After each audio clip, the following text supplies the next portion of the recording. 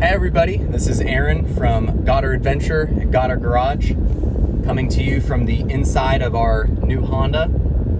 This is the reveal video, and I'm teasing you guys a little bit longer. I've got to find a nice quiet place to show off the vehicle and talk about why we chose this vehicle. We're going to keep double posting videos for a little while until we can get Goddard Garage up to the 1,000 subscriber count.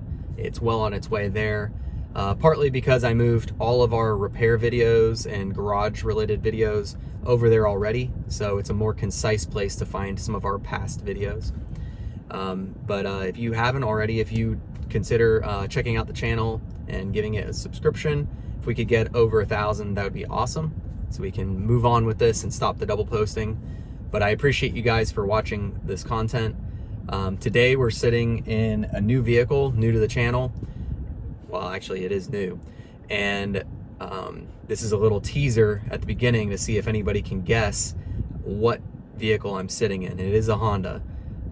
So post in the comments below if you think you know what vehicle I'm sitting in. I'm going to talk about some of the things that I value in a vehicle and kind of talk about how we ended up in the Honda family. So it seems like Honda and Toyota, at least for a long while, were some of the top competitors as far as reliability goes. Toyota, of course, had the edge in off-road with their true body-on-frame vehicles, and it seemed like Honda never really made that leap to the body-on-frame, with the exception of a few vehicles, but they developed some really good unit body vehicles, and with the VTM4 system, produced a really interesting and compelling all-wheel drive system. I found myself in my old, still with us, 2007 Honda Pilot, kind of by sheer luck. We just found a good deal. It was sitting at an Acura dealer, used with 140,000 miles, and my wife actually found it, and we bought it because we were desperate, and it was a good price. Only later, or as I was, figuring out what I could do with it, did I find out that I could actually turn it into a pretty decent off-roader. So that was kind of how I entered the Honda family. The aftermarket value of that vehicle was less expensive than the comparable Toyota. When we got into the Honda, the Pilot, we realized that the vehicle was really well built. We really liked the interior. It was really thoughtfully laid out, and it really did like a ton for the size of the vehicle. It was always very impressive how much space was fit into the size of the vehicle that it is. It's not really a big vehicle, and there are a lot of vehicles that are similar in size that have less interior space. And so we actually bought some other Hondas after that. We bought a 2004 Honda CR-V and got it for a cheap price. And it kind of did the exact same thing. It wasn't the most beautiful vehicle. It was kind of odd looking, but the interior space was impressive. How it was laid out was impressive, and working on it was actually pretty easy. And that was something I valued a lot because I was buying high mileage vehicles at the time. We also ended up with a 1998 CR-V that we affectionately called Rippy. Rippy is no longer with the channel. We actually gave that away to our brother-in-law, who is taking great care of Rippy. When we purchased this vehicle, we could no longer really justify having 3 vehicles. Or actually it'd be 4. We couldn't justify 4 vehicles. So we let Rippy go on to another home where it will be cared for. And he actually looks better now than when I had it. We also have a 2007 Honda Civic, which Goddard Garage will be getting some videos featuring that, because I blew out my spark plug and actually ripped out the threads and everything, which was new to me, and I have since repaired it. But all of my Hondas have been pretty easy to work on. The problems that they have were pretty easy to troubleshoot. The interior was laid out well, logical, lots of space for the size of the vehicle. My only critique is that maybe visually sometimes they look a little bit odd. The 2007 Civic is one of the uglier vehicles on the road. The 2004 era CR-V, I guess that's Gen 2, was interesting, you know, it's kind of like the Element. Some people like it, some people hate it. Very utilitarian. I really liked the look of the first gen CR-V. The 1.5 gen Pilot I thought looked really good. The third gen Pilot looked really good. Then they went into an era of vehicles that everybody calls just a mom van. They like gave up on catering to the guy crowd and just decided to make vehicles for women, it seems. Which leads us kind of to where we're at now. Honda made a Pilot that was pretty sweet looking, definitely awesome that it came with a Trailsport version that had meaningful upgrades. And you know, at first I was like, I'm gonna be getting that vehicle probably for the next vehicle for our channel. The only problem is Honda made the decision to make it a captain's chair only model. And that was pretty disappointing to me. I thought maybe I could modify and put a bench in there.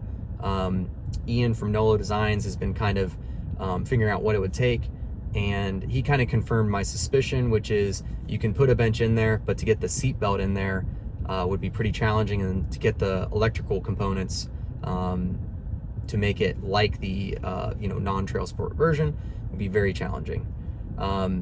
So that kind of steered our decision. I could buy like if I was gonna get the trail mode on the Honda Pilot, and I could be mistaken, I'd have to purchase a model that was over the Trailsport. I couldn't purchase under and still have the trail mode. And that kind of leads me to the vehicle that we're sitting in, which is a 2024 Honda Passport Trailsport. And some may think it's an odd decision to purchase this vehicle over the Pilot for our family. And there are a number of different factors that led to my decision to purchase this Passport. I think a little bit differently, I guess, maybe than many new car buyers. I kind of think about the long haul with a vehicle, and the new Pilot has a lot of new to it. It's got a new transmission, it's got a new engine, you know, it's got new suspension geometry, and those new things lead to obviously good specs on paper and improvements. And I'm not saying that it's not a good vehicle, because I'm sure it's a very good Honda reliable vehicle. But this Passport actually enticed me for the opposite reason. It's one of the later year models of this body, and you know, it's got a track record that's pretty solid at this point. John DZ, he's up I think at over 150,000 miles, and you know, he has had the transfer case need to be replaced. But something like that doesn't really scare me. That's something I can do pretty easily. This Passport actually shares a lot in common with our Pilot. It's got a very, very similar engine. It's got a, I believe it's, I forget what model it is, but it's the J35. But when I look in the hood, you know, I can see where this engine has come from the Pilot. And when it comes to down the road, when this vehicle is starting to be as old as my Pilot, when it's paid off and whatnot, I can see maintaining it and repairing it being an option. Not to say the Pilot can't, but I like the familiarity because I've put a lot of wrench time on the Pilot. The Passport has similar like wheelbase dimensions to the Pilot, whereas my Pilot, the 2007 Pilot, whereas the new Pilot grew longer. It has different clearance angles, front and back, and when I'm factoring in, you know, total off-road ability with storage capacity and, you know, the look of the vehicle, familiarity with the parts, how proven is the system, the Passport, especially since it was cheaper than the Pilot I would have had to buy to get the trail mode, seemed like to me the logical choice right now. Obviously, they announced a new Passport, which that was coinciding very closely with this purchase.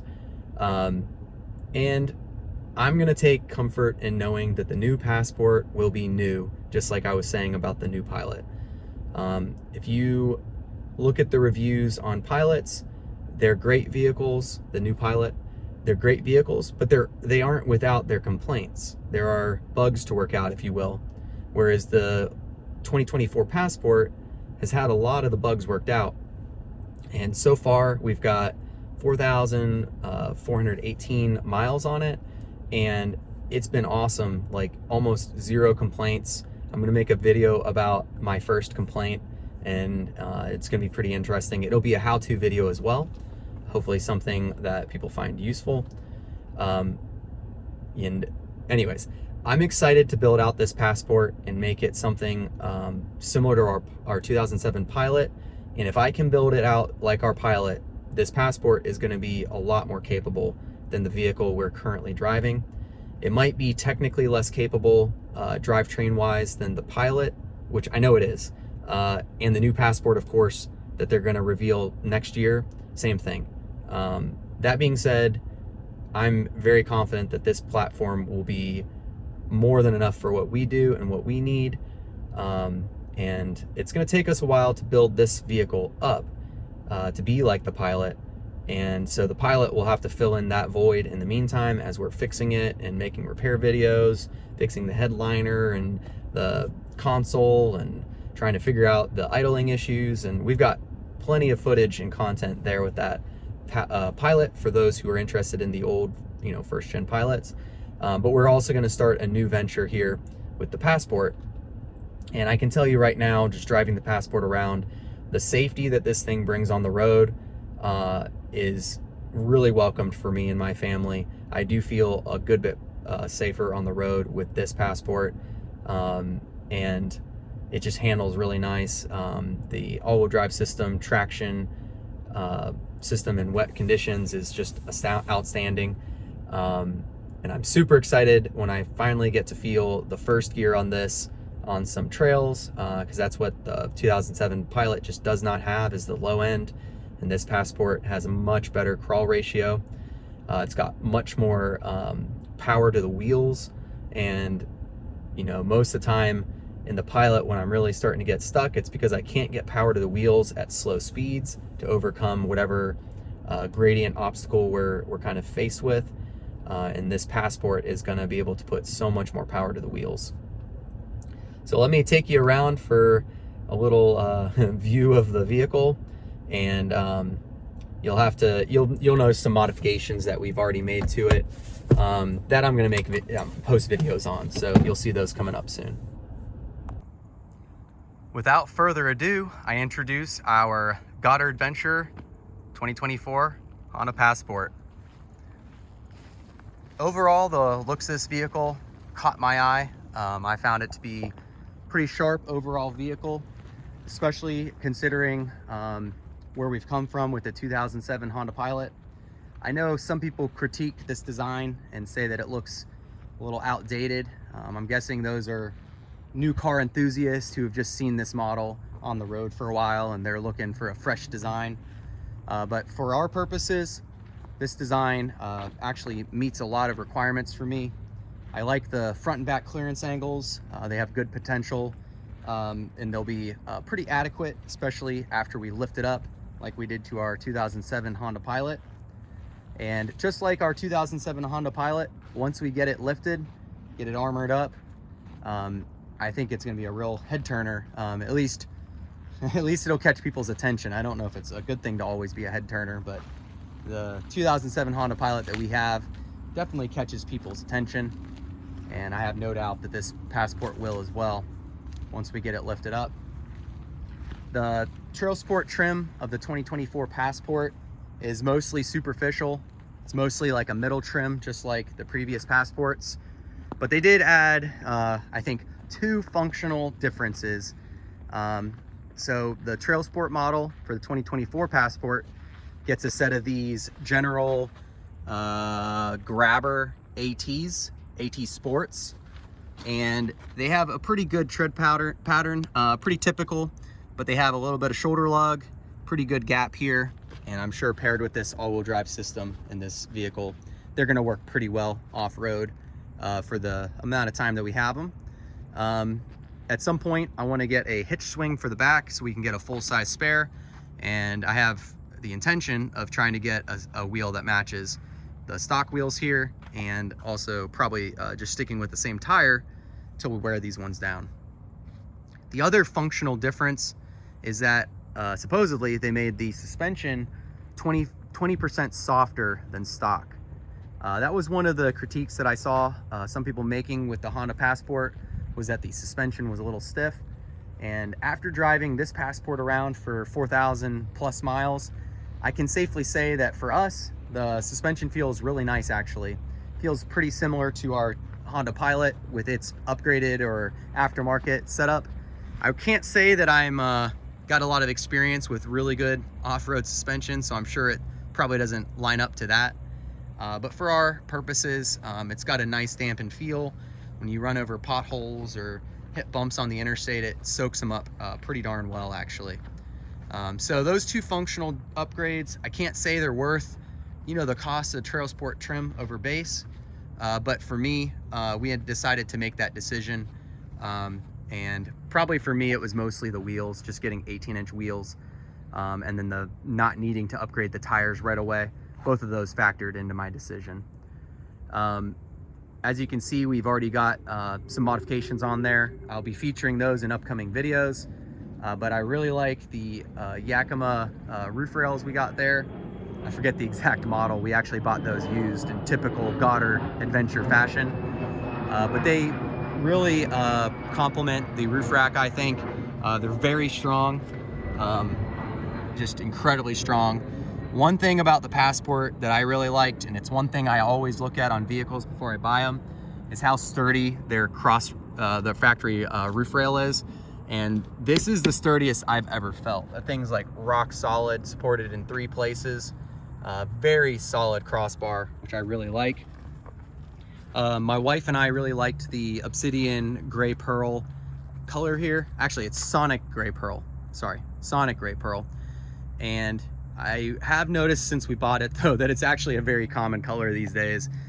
So we thought we were a little bit unique, but not so much. But still a good color. I probably would have chosen this or just light silver.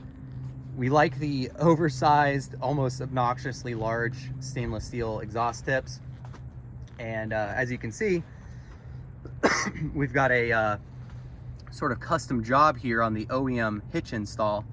We've got the stock factory kick plate modified to be compatible with the OEM hitch, which the OEM hitch is the one that tucks the farthest up under, which is what you want if you off-road. So far, the 8 inches of ground clearance is definitely a reduction compared to what I'm used to with the Pilot, but we'll take care of that eventually. I'll do an interior kind of, you know, walk around at some point maybe in the future, but for now, we're very excited about this vehicle. We're excited about the safety that it brings to our family adventures. We've already had it on the road for, you know, several thousand miles, and already we can tell that we feel much more safe.